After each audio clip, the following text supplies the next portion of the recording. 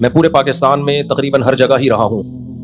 پنجاب والوں کو جتنی مستی میں نے دیکھا ہے اتنا میں نے پورے ملک میں کسی کو نہیں دیکھا. ہر وقت مستی کے موڈ میں ہوتے ہیں. اور پنجاب میں لاہور اور فیصل آباد یہ دو شہر ایسے ہیں کہ ان کے لوگوں سے آپ ملو, آپ 80 سال کے بوڑھے سے بھی ملو گے نا, وہ بھی مستی میں ہوگا, جگتیں کر رہا ہوگا.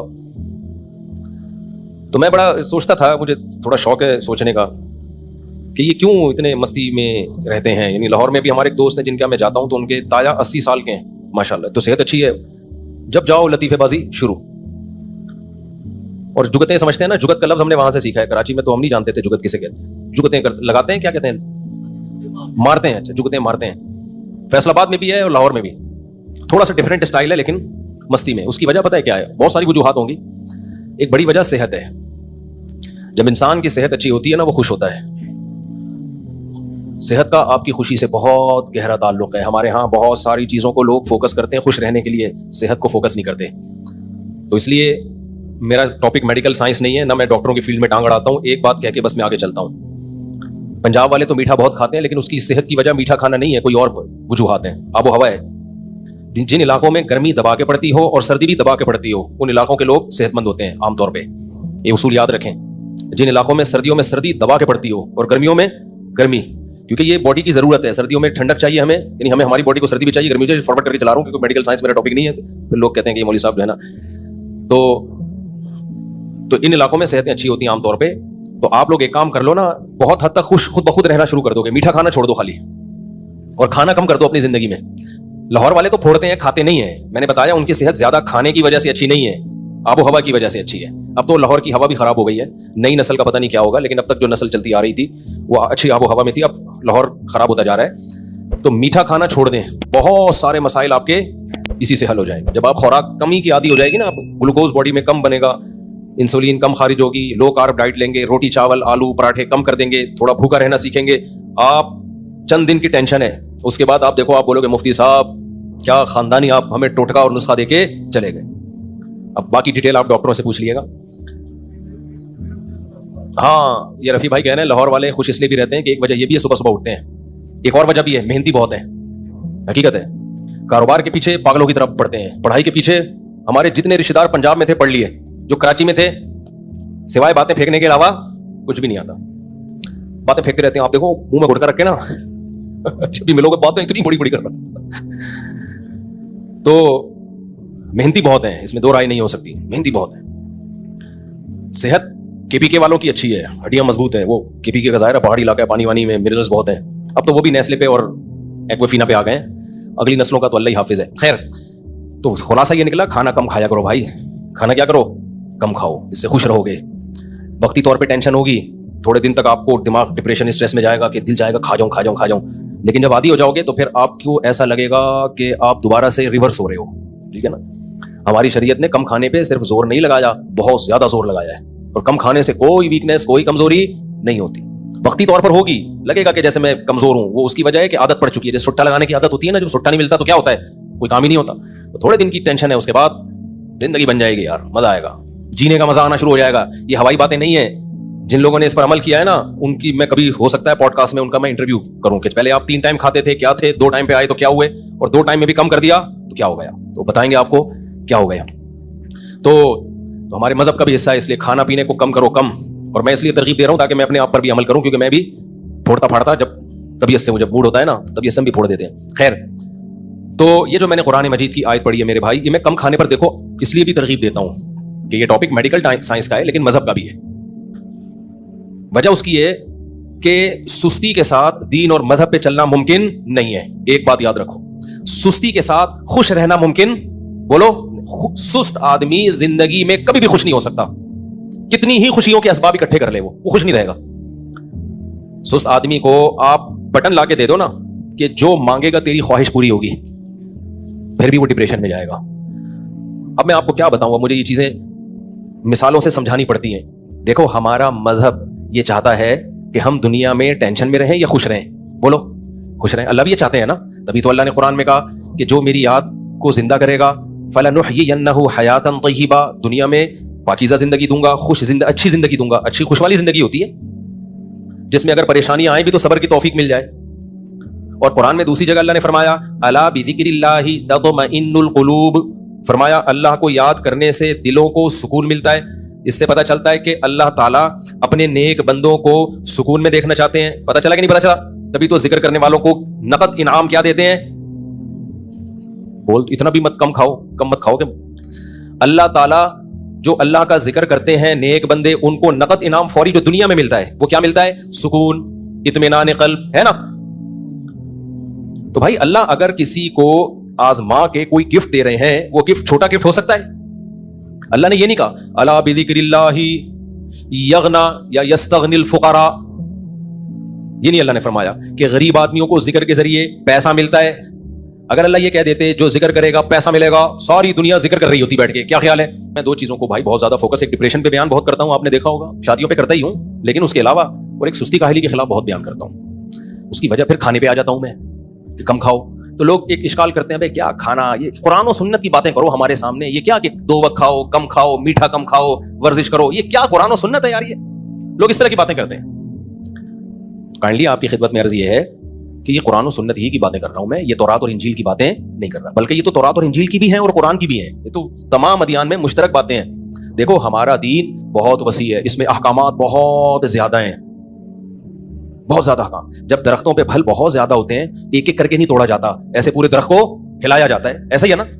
جامن کے درخت دیکھیں آپ لوگوں نے، اس میں جب جامن نکلتے ہیں کتنے زیادہ ہوتے ہیں. شہتوت کے دیکھیں گلگت میں آپ جاؤ، اتنے میٹھا شہتوت ہے گلگت کا، چترال کا. تو اس میں یہ نہیں ہوتا کہ یوں کر کے ایک شہتوت توڑا پھر یوں توڑا، نیچے چادر رکھتے ہیں بھائی ویڈیو نہ بنائیں، اور یوں یوں یوں کر کے اس کو جھاڑ دیا، دے دنادن شہتوت کا ایک انبار لگ جاتا ہے. تو ہم بھی چاہتے ہیں کہ شریعت کا ایک ایک حکم، نماز ہے، زکوٰۃ ہے، روزہ ہے، اخلاق ہے، اور صدقہ و خیرات ہے، غصے پہ کنٹرول کرنا ہے، پھر بد نظری یعنی نظر کی حفاظت، بہت سارے احکام ہیں. ان سب کی جڑ 2-3 چیزوں کے گرد گھومتی ہے. دنیا کی محبت ختم کرو، دنیا کو مسافر خانہ سمجھو، سمجھ رہے ہو؟ نمبر 2، سستی کو کیا کرو؟ بھگاؤ. سست آدمی کبھی بھی دین پہ نہیں چل سکتا. اس سستی کے ختم ہونے سے صرف ہمارا دین ٹھیک نہیں ہوگا، ہماری دنیا بھی ٹھیک ہو جائے گی.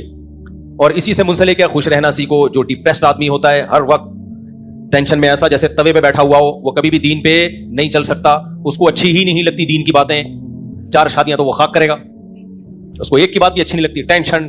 آج کے مسائل تو دیکھو نا آپ، ہر آدمی ایسا لگتا ہے توے پہ بیٹھا ہوا ہے. کمنٹس میں لگتا ہے نا. اب جیسے میں نے وہ میری ویڈیو گئی نا، ہاں شوف سرکار آگے کیوں بیٹھی تھی میں بتانا ہی بھول گیا. یہ تو میں بھول گیا. اچھا میری شوف سرکار سے ملاقات ہوئی، مجھے بھی بہت ہنسی آئی کہ شوف سرکار کو بھی بہت ہنسی آئی. خیر، تو شوف سرکار کو اس لیے آگے بٹھایا ہوا تھا، آگے کا تو مجھے پتہ نہیں، بٹھایا ہوا اس لیے تھا. لوگ کہہ رہے ہیں کہ ایسی علماء کنونشن ہے جس میں شوف سرکار آئی ہے. وجہ اس کی ہے کہ فوجیوں میں بعض فوجی لوگ اس سے دم کرواتے رہے ہیں. عقیدت ہے ان کو، فوج میں بعض لوگوں کو شوف سرکار سے عقیدت ہے، پیر بنایا ہوا ہے. تبھی تو میں کہتا ہوں یہ جو عامل لوگ ہیں اچھوں کی کھوپڑی کو خراب کر دیتے ہیں. تو یہ جو بڑے بڑے علماء جو ہے نا، جب ان عاملوں سے بے وقوف بن جاتے ہیں تو وزیر اعظم کا بے وقوف بننا ان عاملوں سے یہ کوئی اچھمبے کی بات نہیں ہے. اور اسی طرح فوج کے بعض افسرانوں کا بے وقوف بننا کوئی اچھمبے کی بات نہیں ہے. یہ ایسے کیپچر کرتے ہیں نا دماغوں کو. تو فوج میں اتنے اثر رسوخ اس آدمی نے بنا لیا ہے، اس محترم صاحب نے، دم کر کے ان کے جن چڑیل بھوت بھگا کے. تو وہ ایک اثر ہے، وہ اقرار الحسن آہستہ آہستہ وہ اثر کیا کرے گا؟ نکالے گا انشاءاللہ. کافی حد تک تو نکال دیا ہے. تو ان کے بہت ہی یہ ہوتے ہیں، ہم پہ اثر نہیں ہوتا، بس اللہ کا بڑا فضل ہے. آرمی چیف تو نہیں، مجھے نہیں پتا آرمی چیف کا کیا حال ہے، میں اس پہ تبصرہ نہیں کروں گا. لیکن جو فوج کے بہت سارے آفیسرز ایسے ہیں جو شوف سرکار کو سمجھتے ہیں کہ یہ بہت پہنچی ہوئی سرکار ہے. تو یہ دماغ خراب ہو گیا ان افسروں کا، اور کچھ بھی نہیں ہے. ان افسروں کی کھوپڑی کیا ہو گئی ہے بھائی؟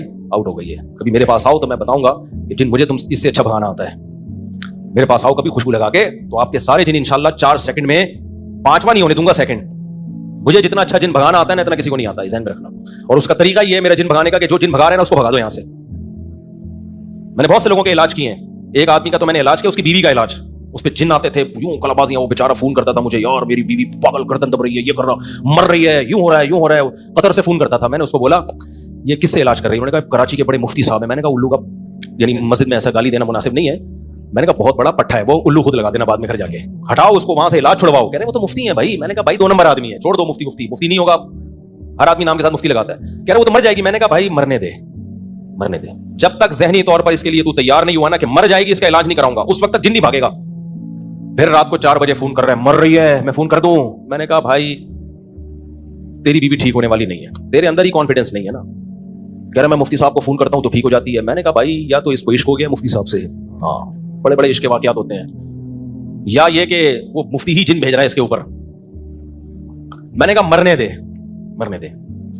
फिर फोन कर दिया उसने 4 बजे मुफ्ती साहब को, उन्होंने कुछ फूफा की है, शुभ सरकार से लीड लेके यहाँ पार्सल की है, तो ठीक हो गई। वो कह रहे हैं यार ठीक हो गई। मैंने कहा ये कभी भी ठीक नहीं होगी, मेरी गारंटी है, लिख ले, ये हमेशा इसी तरह तड़पती रहेगी पूरी जिंदगी। फिर दोबारा जब हुआ ना तो उसने नहीं किया फोन, मुझे फोन किया। मैंने कहा नहीं करना इसको, ना दम करवाना किसी से भी, बोलो मर जा बेगम, नहीं कोई फूंक नहीं लगेगी, खुद जितनी फूंके लगानी है लगा दे, आयतल कुर्सी पढ़ के, उस पर हमें वो नहीं है। यही हुआ, अल्लाह का फजल है, कुछ घंटों तक उसने सब्र किया, फोन आया, ठीक हो गई है। मैंने कहा देख मर जा, ये अकीदा बना ले, मर जाएगी, मरने दूंगा। अब लोग कैसे खवातीन शायद गुस्से होंगी, अच्छा ये तो चाहते हैं कि बीवियां मरे।